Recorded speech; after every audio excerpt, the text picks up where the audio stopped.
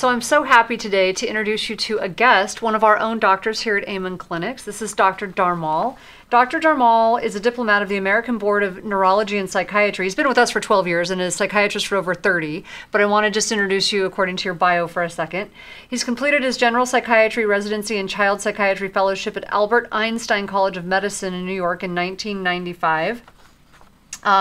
You've been involved in teaching and training medical students, general psychiatry residents, and child psychiatry fellows at John A. Burns School of Medicine in Honolulu, Hawaii. So did you live in Hawaii for a while? Yes, I did that for 12 years. Okay. Training residents and medical students and child fellows, yeah. Perfect. Now, you have a very long bio because you have a lot of experience. I just want to say he's been one of our just amazing child psychiatrists for so long here at Amen Clinics, and you have so much experience that I really wanted to introduce you to our community and talk about a couple of topics, and maybe I can have you back because you really address like a big part of your practices with kids with ADD and anxiety, correct? Right. ADHD and anxiety. Yes.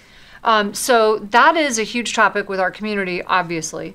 But you mentioned something earlier that I really wanted to address, and that is this idea. We've talked so much about the negative effects of video games, but that's a little different, and even social media, but that's a little bit different. I want to talk specifically about something that we talked about.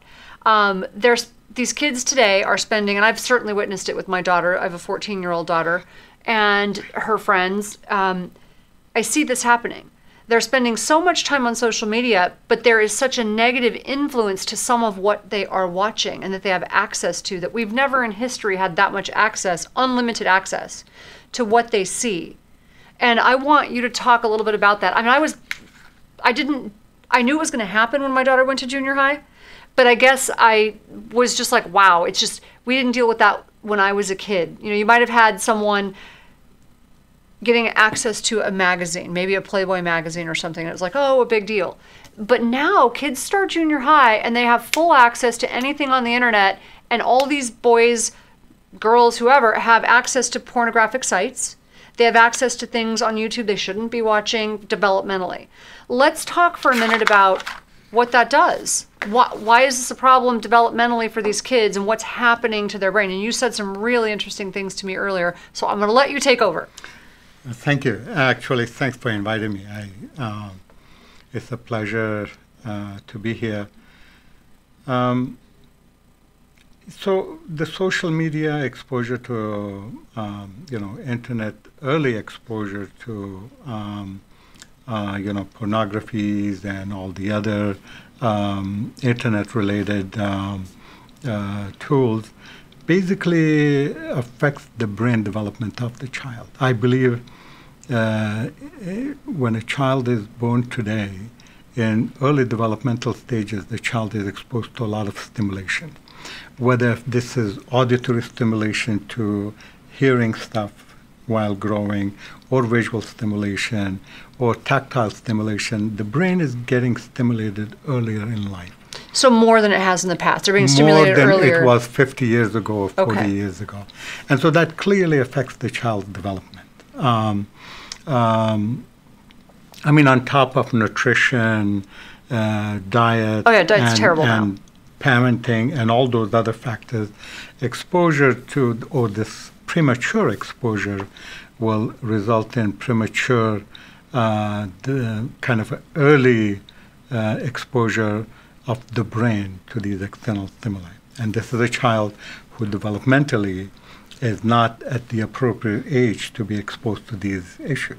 Okay, so you just brought up a really good topic. So they're being exposed to things earlier and earlier, but developmentally they're not at the same stage as what they've been exposed to. Absolutely. See, and that could go, oh my gosh, we need to do more of these topics because I'm thinking like 4 things we need to discuss related to this. But go on. Each topic by itself is so extensive. Right. But I'm just going to give you a brief synopsis of my experience with today's kids.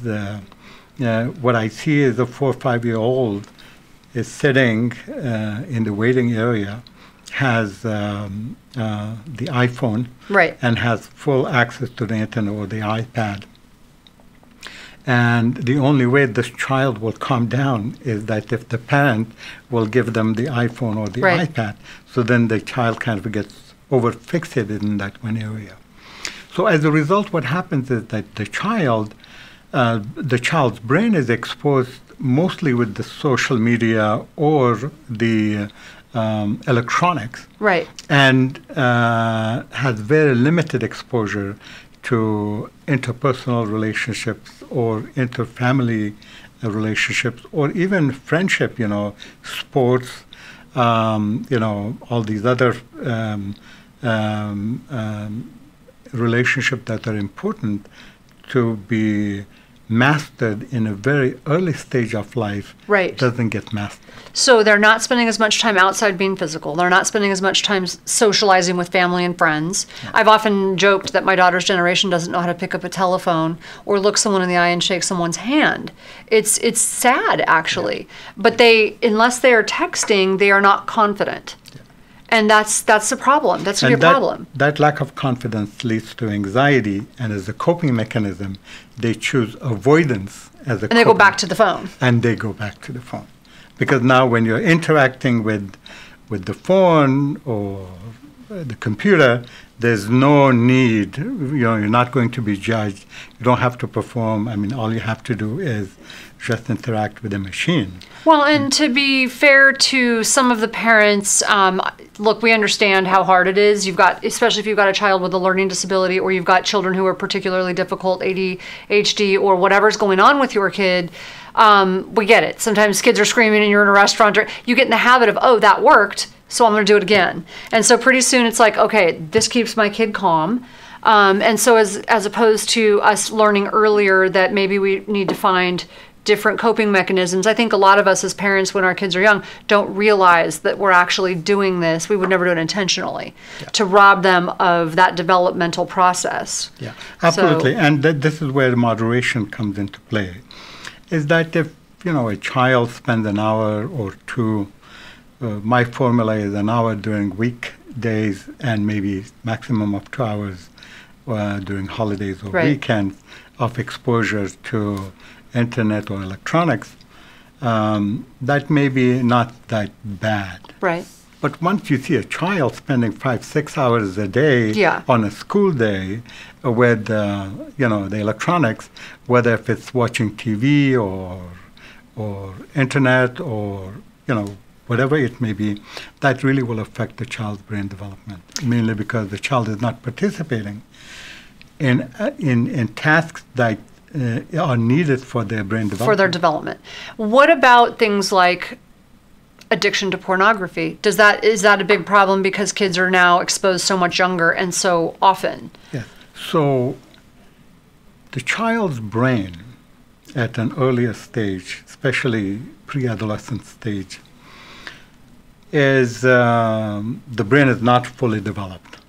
And this early stage of development, age 11, 12, 13, right puberty, this is when the brain is exposed to a lot of hormones, the growth hormone, testosterone, estrogen, progesterone. Right. All of these different hormones will have an impact on the brain's cytoarchitecture, or the brain wiring is under the influence of these hormones will be affected. So because of that, any activity that you do more during that time, the brain kind of gets used to that. Those circuits. So it's almost like setting a template? Absolutely. So the brain circuits are like muscles. The more you activate those circuits get stronger. So that just opened up a whole new door again. So this is concerning because now we're seeing a generation that thinks that is the norm, that's what women should be like, or that's how they should be treated. And so we've probably opened up a whole new can of worms in that direction.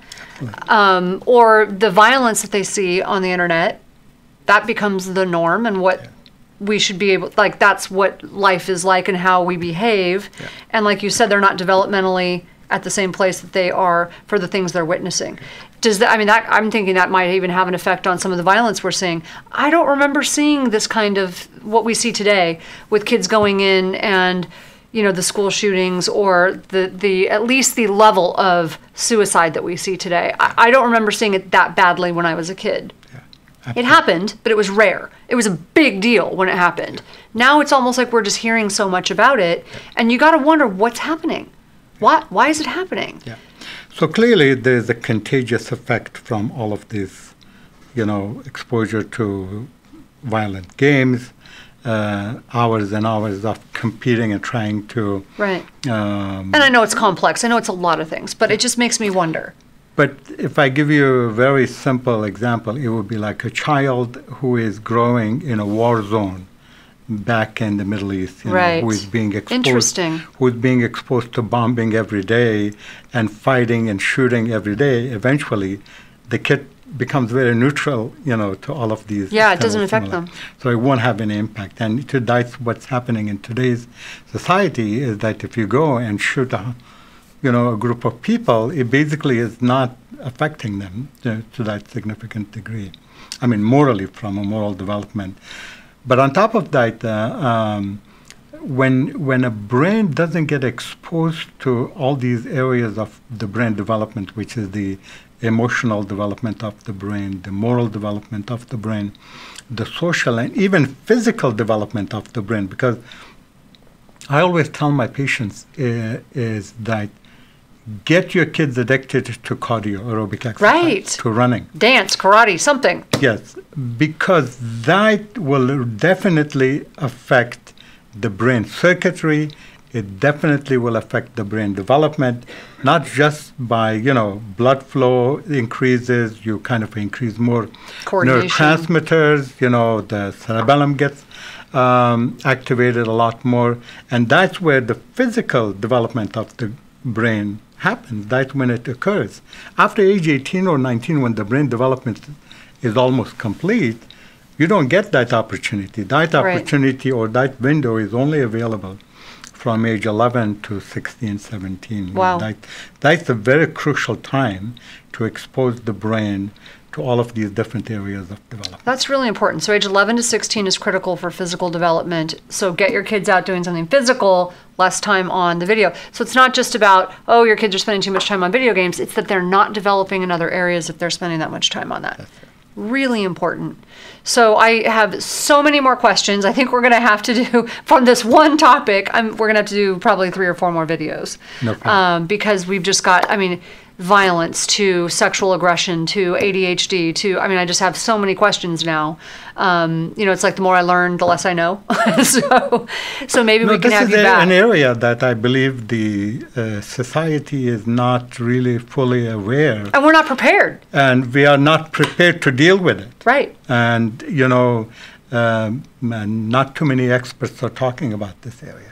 But this is a very sick, and as you may know, all the problems as an adult are the result of the traumas during your childhood. Right. Absolutely. We are the product of our childhood. Right. So, if you see a 35-year-old who comes from work and sits and starts playing video games instead of interacting with their kids, that problem started 20 or 30 years ago. And so it really would affect as this child develops into an adult.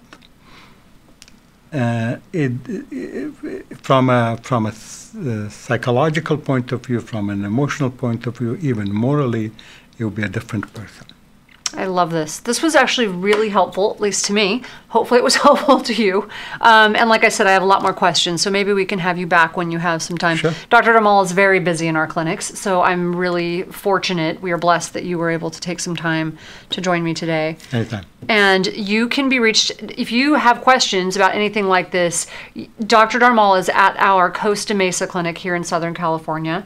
And he's been one of our you're one of our main docs. You've been here for so long. So one of our child psychiatrists. So thank you for joining us. My pleasure. And we'll have you back. Thank you. All right.